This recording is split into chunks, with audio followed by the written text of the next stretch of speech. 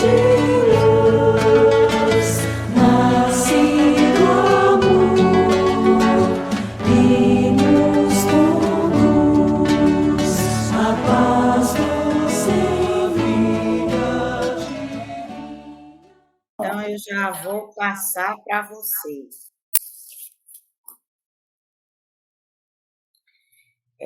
Segundo ainda o mesmo autor, né, Edgar Armond, os centros de força, ele classifica, né, na verdade, traz uma classificação para os centros de força.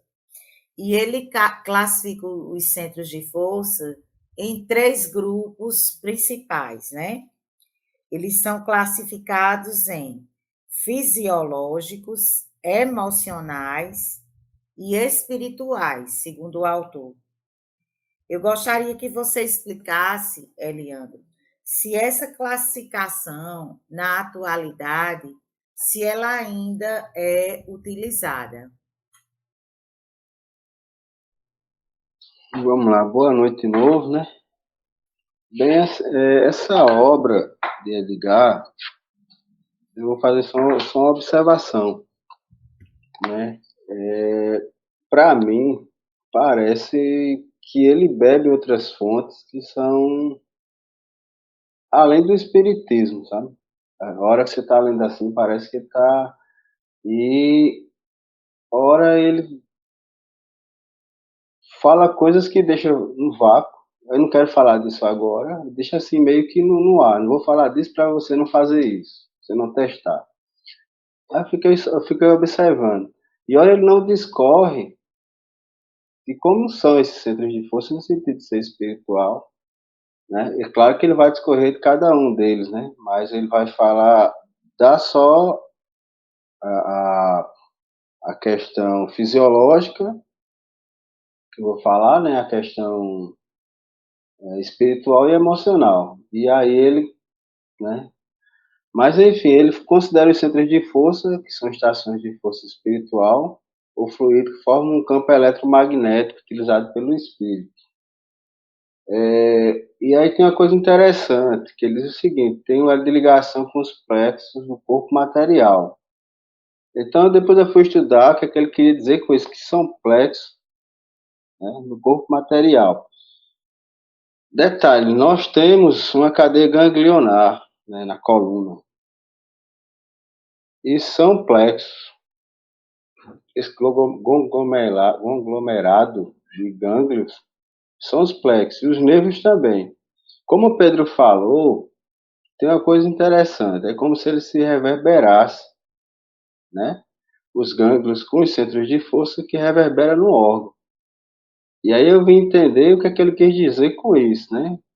Que justamente como é que os centros de força estão ligados aos plexos que estão ligados aos órgãos. Como, na realidade, você atuando sobre os centros de força, você atua nos gânglios que atuam nos órgãos. Até eu entender. As forças espirituais e cósmicas vindo da Terra penetram nesses centros de força. Ele até indica no livro de como fazer isso, né? Coisa que, na realidade, eu não aconselharia fazer a prática, como diz Pedro, né? Na realidade, a gente não sabe nem se funciona e quais são aí as consequências que a gente vai ter. Exemplo da coluna, como eu já falei, né? Então, esses espectros formam esse conglomerado. Esse centro de força, para ele possui determinada onda e cor, né? E aí ele vai destrinçar no livro, como a gente vê em outras obras, como é que são esses centros de força. Cada um tem a sua natureza e atividade fundamental. E aí chega na pergunta, né? Ele vai dividir aí os 3 em fisiológicos, aliás, em 3 funções: fisiológicas, emocionais e espirituais. Então ele classifica o genésico e o gástrico como fisiológico, os emocionais, o cardíaco e o laríngeo, os espirituais, o frontal e o coronário, né? Através dele, como a gente já sabe, como o Pedro falou no início, né? A gente está falando para magnetizador. Então, isso aí fica claro em algumas obras, se a gente for estudar. E aí ele fala justamente, cita André Luiz, e interessante que André Luiz ele tira o centro básico, né? Ele não cita, mas ele até no livro ele diz por que deixou. Mas o que é interessante notar é esse binômio entre centro de força e os órgãos. E aí o que a Adriana falou no início do programa é que eu venho levantando uma questão até que Pedro disse aqui no início do programa. Muitas coisas que os magnetizadores faziam que a gente deixou para trás. Alguns olhares, né, que eles já tinham em relação a muita coisa que a gente talvez fechou os olhos para isso. A importância, por exemplo, da coluna vertebral ou dessa cadeia ganglionar. Aí é onde eu retomo aqui meu raciocínio. A gente entender essa parte fisiológica, entender como cada centro de força está ligado a isso e como essa cadeia ganglionar ela se ramifica para vários órgãos. E aí, Pedro, poderia ser uma chave para várias questões de tratamento para vários órgãos. Se a gente pegar e for estudar a coluna, essa ramificação e esse acesso através da coluna vertebral, ou dos nervos, né? Ou do sistema nervoso simpático, ou sistema nervoso autônomo, ou do nervo vago, a gente poderia estar alcançando aí várias respostas e vários resultados em relação a isso, né? Por isso que é interessante, como o Pedro falou no início do programa, a gente retomar a questão de estudar esses clássicos, né? E eu comecei a observar justamente isso. No caso de alguém que tem aí, sem querer fugir da pergunta, ansiedade. Então, eu estou lá no NIPS, no Núcleo de Prevenção ao Suicídio, né, ansiedade. De repente, chega alguém lá com ansiedade altíssima. E aí, eu entendendo justamente esses centros de força, ao mesmo tempo entendendo onde eu vou atuar, né, eu tenho que ali deixar o nervo simpático mais calmo, enquanto o parasimpático ele tem que vir e entrar num estado de equilíbrio com o seu colega, né? E aí a pessoa começa a alcançar justamente diminuir esses picos de ansiedade. Então, cada centro de força, segundo o autor, né, despertado e vai possibilitar receber e transmitir essas impressões. Ele fala dos médios, que a faculdade pode ser despertada, porém o desenvolvimento pode ocasionar muitas coisas, se for prematuro.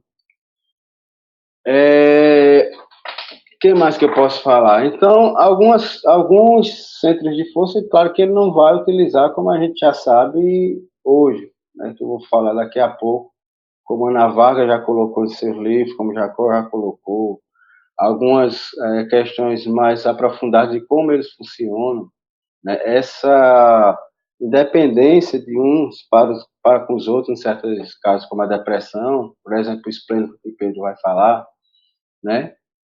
Então, e outra pergunta que eu comecei a fazer, né? Já que ele dá essa questão de, tem o espiritual, tem o material e tem o emocional. Como eles estão interligados? E a pergunta que não quer calar, como essas nossas criações mentais e emocionais influenciam no chakra, quem influencia nos gânglios, quem influencia nos órgãos, né? Até criei uma formulazinha aqui, fiquei pensando, que a gente deve, e vai ser a última pergunta de Nivanda, olhar bem para essa questão de quanto nossas emoções, nossas criações mentais, ela proporciona, né, justamente a nossa saúde. Porque se eu tenho emoções, criações mentais, junto com os meus chakras, com meus gânglios, com meus órgãos, vão gerar saúde. Isso aí a gente vai ver bem quando vai cuidar da depressão. Alguns, é claro, que são bem atuais, que ele não cita, Nivanda, né? E aí, por exemplo, o Meral, é bem recente, né? Que é justamente o que Pedro estava falando, que os nossos centros de força eles não são estáticos, né? Tem o fluxo e tem o refluxo, né? Por exemplo, o Meral, né? Seria essa reconversão ou transubstanciação dos fluidos, né?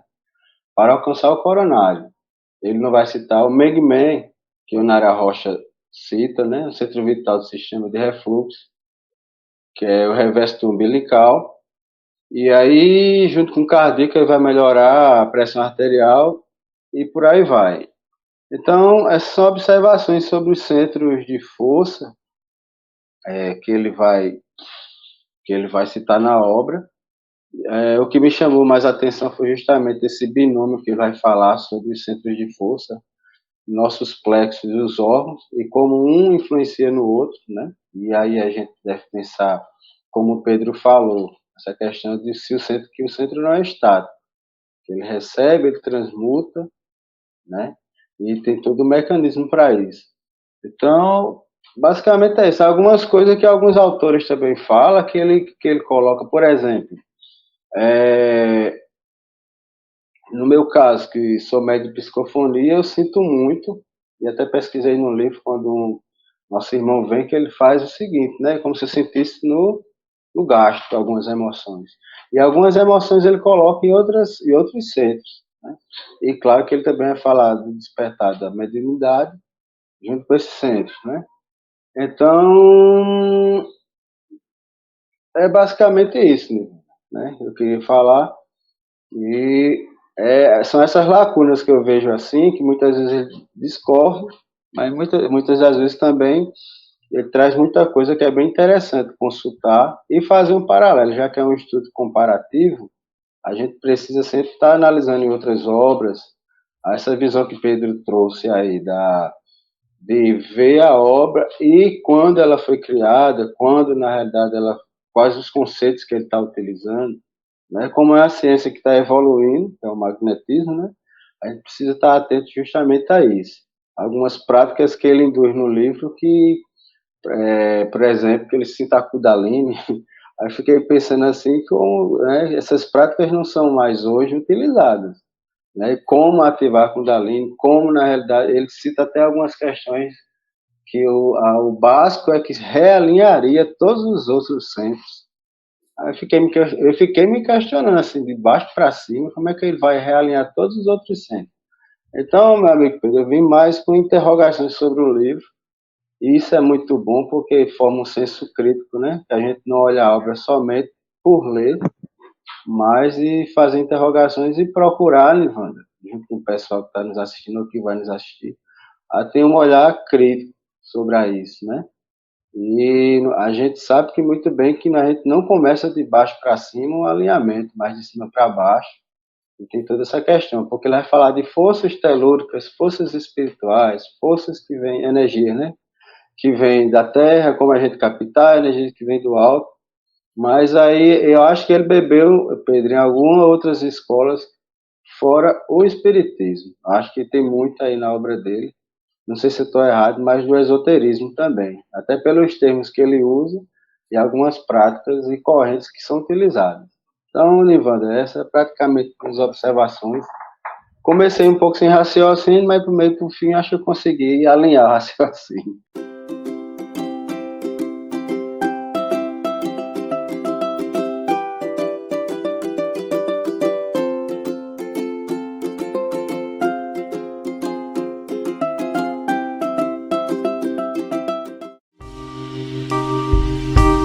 TV Chico Xavier, a sintonia do bem. Acesse tvchicoxavier.com. E nestas voltas eu vou cantando a canção tão feliz que diz: ai lili, ai lô. Por isso é que sempre contente estou. Ai lili, ai lô.